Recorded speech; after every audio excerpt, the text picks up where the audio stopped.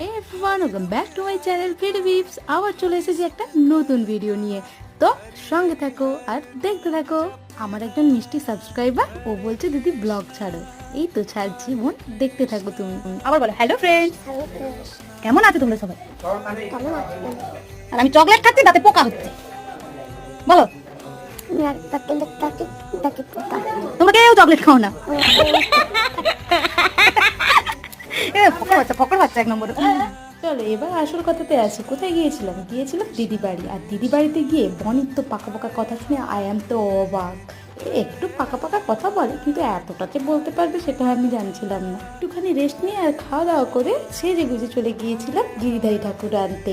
কারণ আজ দিদি বাড়িতে মন্দির প্রতিষ্ঠা হচ্ছে, তো গিরিধারী ঠাকুরকেও আনবে, এখানে পুজো হবে। আর দেখো কত সুন্দর মন্দিরটা সাজিয়েছে। আজকের মতো টাটা, নেক্সট ভিডিওতে আবার দেখা হচ্ছে। ততক্ষণ যাও চ্যানেলটা সাবস্ক্রাইব করে আসো। স্টে